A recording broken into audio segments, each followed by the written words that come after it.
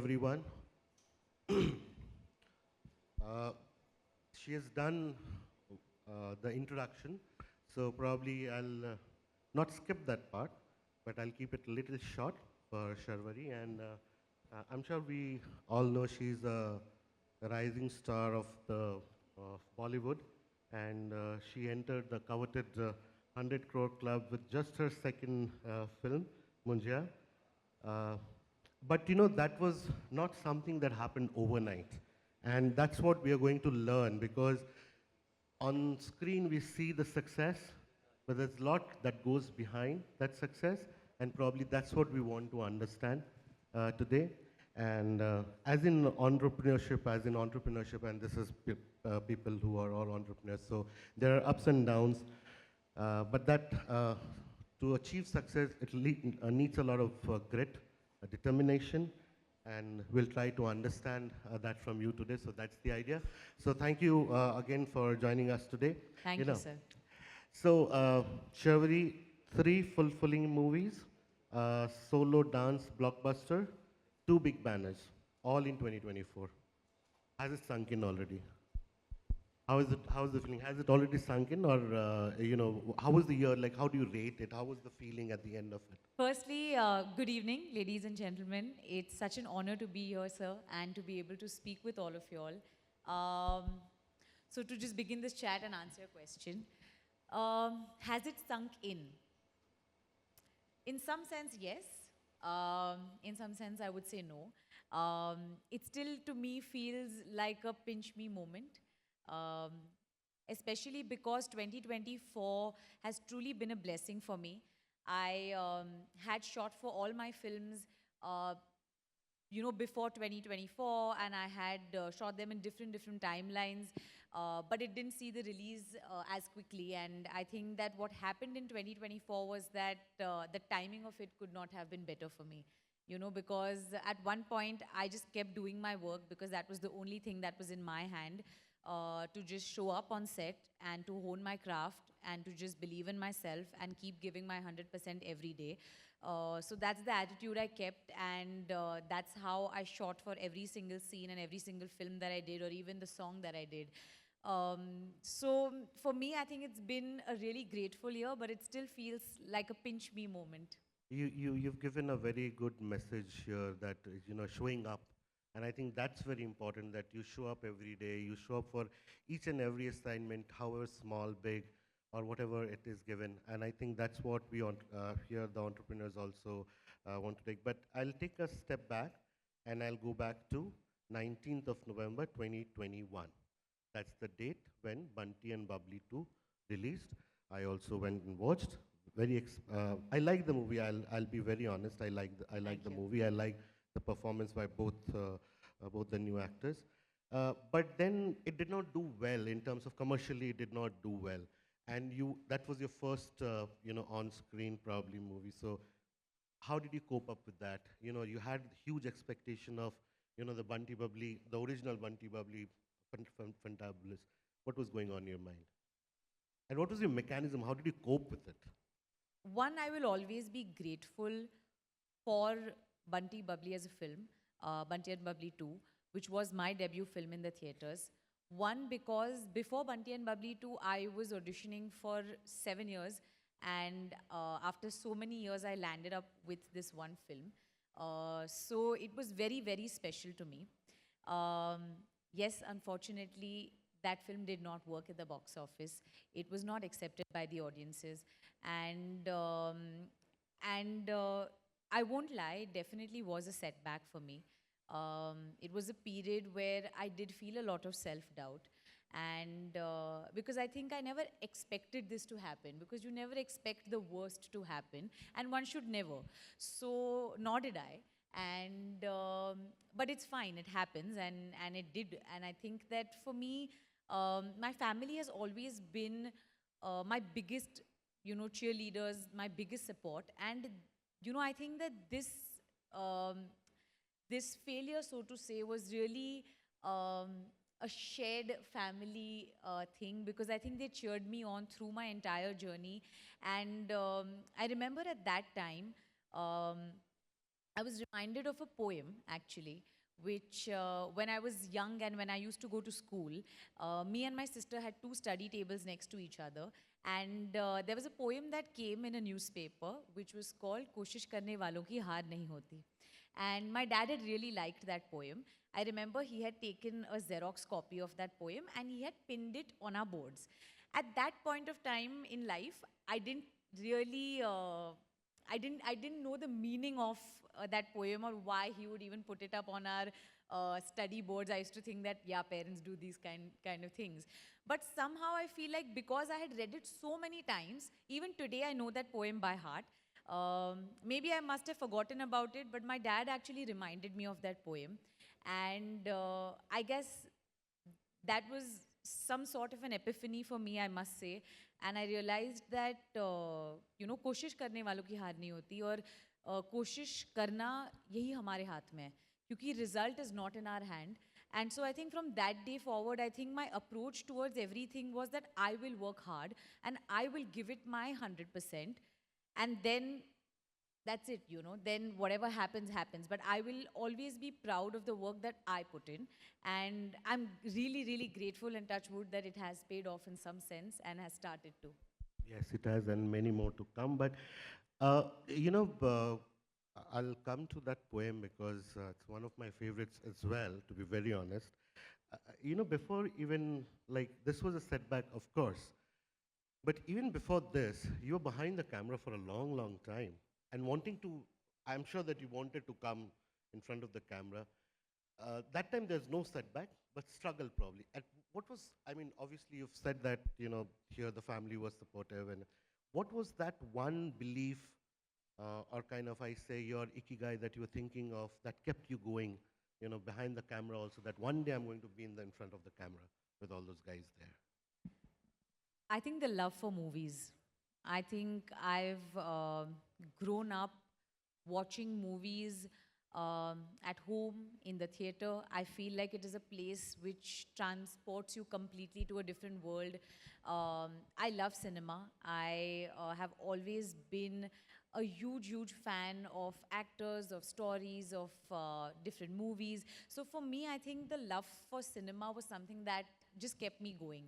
And I do remember most of the times when I was an assistant director and I worked on three films, which were Pyar Ka Panchnama 2, Bajirao Mastani, and Sonu Ki Titu Ki Sweetie. And two in 2015 and one in 2018, if I'm not wrong.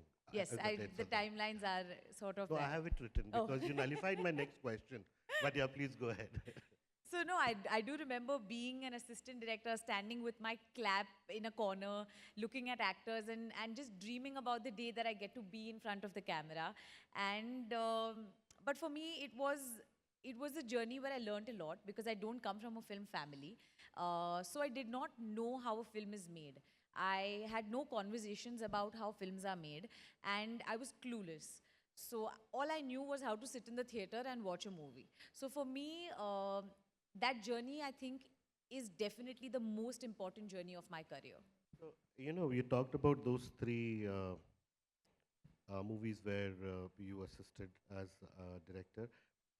Do you think that made you because you said that you don't come from a film background, so do you think being behind the camera actually made you a better actor because you could you could learn from what the others were doing, what mistakes they were doing, and do you think while and I'm trying to put this in perspective of entrepreneurship also, that there are few people who start like right after their dropouts or after college, they fail.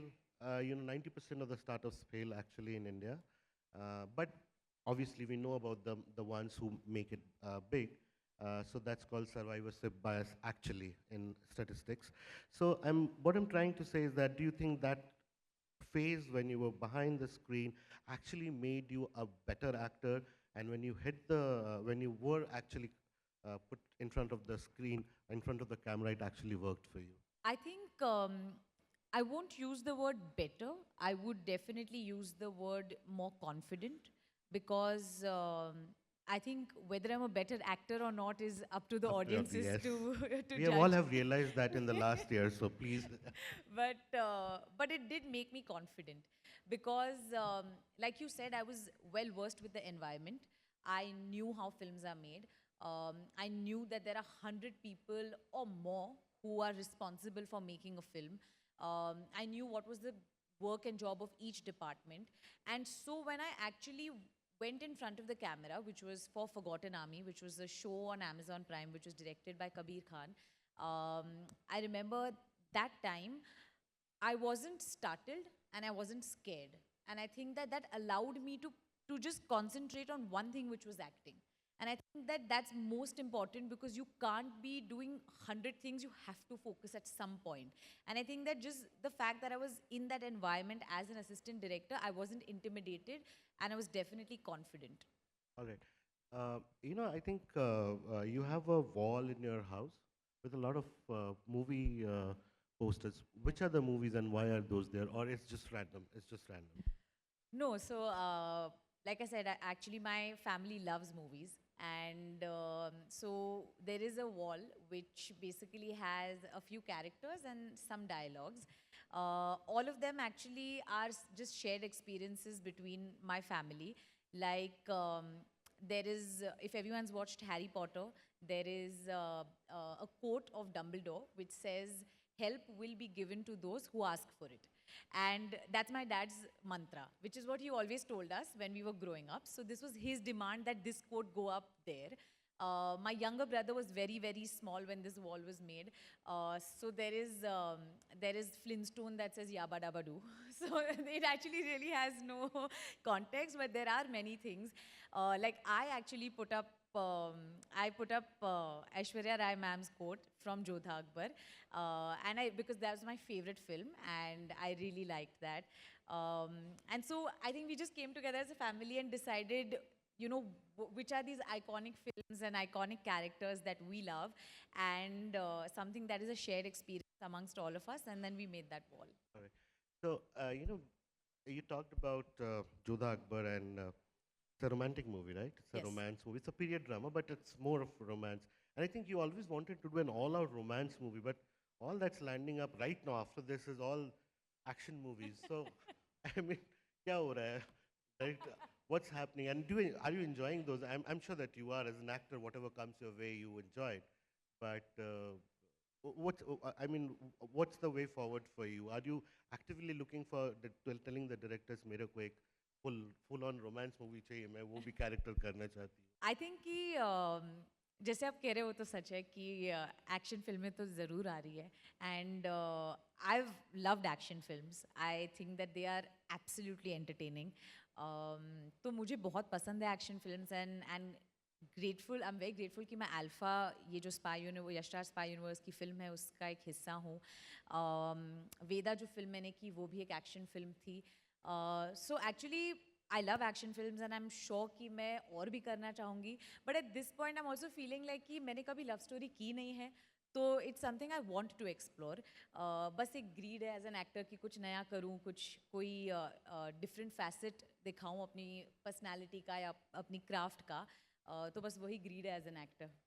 Great. I'm sure when you'll do the all-out romance movie, you will also do an uppercut as you did in Veda. That was really was a really fantastic performance from you. So tell us about. There's a check at your home, and I think you're very close to your father, and your father and you.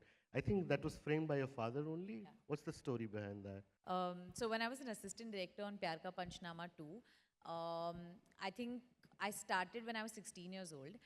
And I think I was 16 or 17 between that age group. And it was the first paycheck that I got. And my dad was very, very proud. And so he basically framed that check. And he's framed that check. And below that, he's written a really lovely quote, like a little note, which tells me that, that how proud he is of all the efforts that I've taken. And especially at an age where most kids are not working and that I've had the courage to actually choose a different path, work, and for the first time earn some money out of my own hard work. And he said that hopefully you will see many, many more zeros to this in the future. Yes, and I'm sure, and the quote that he put up, that koshish karne walon ki haar nahi hoti, it has actually come true for you. So, I'll shift segue to something else. Is that when it comes to endorsements, are there any rules you play by? Because there are many kind of offers that would come to you. Do you have a set rules that I'm going to endorse these or not? So, what's the playbook that you have? I truly believe that endorsements come with a certain sense of responsibility. Um, I think that for me, I'm definitely very aware and wary of the kind of brands that I select, because I think that I think that for me it's important that, you know, our values are shared in some sense. I truly believe that, I look forward to authenticity in some sense. I look forward to a good story. And I think that a brand, if they have a powerful story to tell, if it is a brand that resonates with me, my ethics, and my values, then I'm game. Okay, all right. So now that there are many more zeros in that number to whatever that number was in the check. So now this room is full of entrepreneurs. In case some of these people come and pitch you their business, and if you have to invest, so what would you look for before investing, and what kind of businesses would interest you in going forward? For me, I think if it's a pitch that I'm hearing, um, I think the most important thing would be what is the demand of that business today in the market, because I think that's the most important thing, and what makes it unique truly. Um, I think secondly, I would also want to know more about the founders of this business, especially because I will be leaning on to their expertise in case I'm investing in something. So I would definitely want to know that.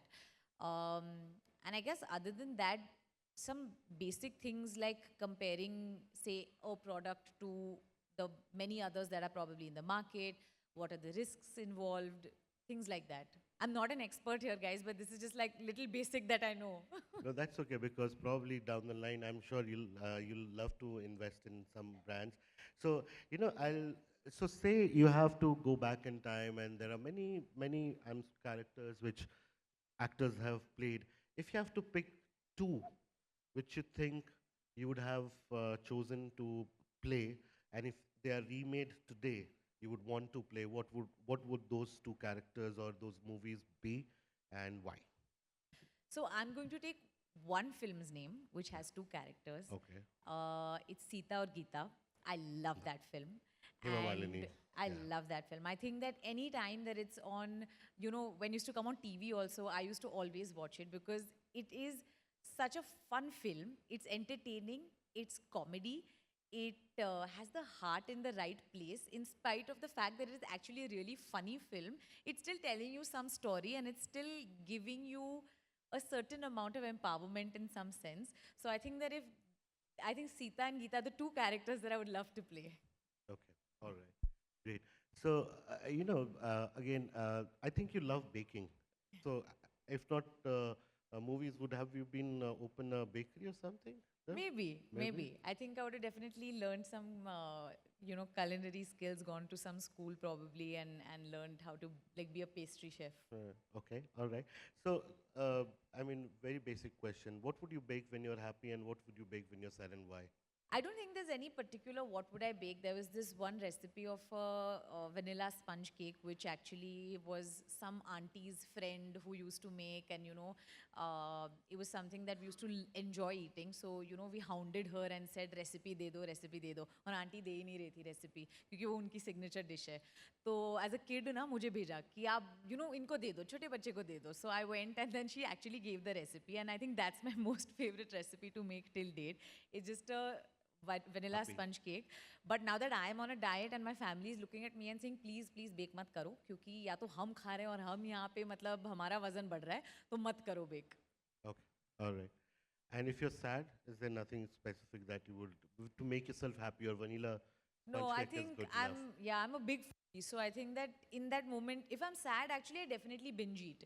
Like it's something that I always do, but not necessarily that I bake it. I think I'll just order it from somewhere and eat it. Great. Final question, before we let you go, is that you're a dog lover. Miso is your Yeah. pet. So, I'm one of those who randomly goes around, names any strange, dog, and I think they understand what I'm speaking. Now, are you one of those? Are you one of those? How's your relationship with your pet? I mean, I love Miso to bits, and I think I think she definitely understands me, and I think that animals just have the power to. I think they just have a better sixth sense. I feel in some way that they understand what you're feeling and what you're going through, and she's always been. She's a diva most of the times, but on your bad day, she'll come and give you one little tail wag and a hug, which you'll feel has made your whole day. So she definitely loves me, and she loves everybody in our family. And I think that we all really do understand each other very well. All right. Sharvari, thank you so much for joining. In the interest of time, I'll not hold you back more. But one question before I let you go is that obviously you've told me a lot about what you've learned from your father and what values he has inculcated into you, and that's helped you shape your personality, your thought process, and everything. Is there any other person who has influenced you the most? Uh, and is there something that you can tell us about what he or she said to you and how it has changed your personality? I think that my mom and my sister, my elder sister Kasturi, they are definitely the two women that I look up to. Kasturi is your style guide also, I Yeah. guess, right? Kasturi is an architect who basically approves all my clothes because growing up I was a tomboy and she was a girly girl. So even till date I need her approval before I step out. So she basically approves everything for me, and without her approval I am not stepping out to an event. So yeah, she's my unpaid stylist who is basically just I'm extorting from her. And so no, so they're a really strong personality and a strong force in my life.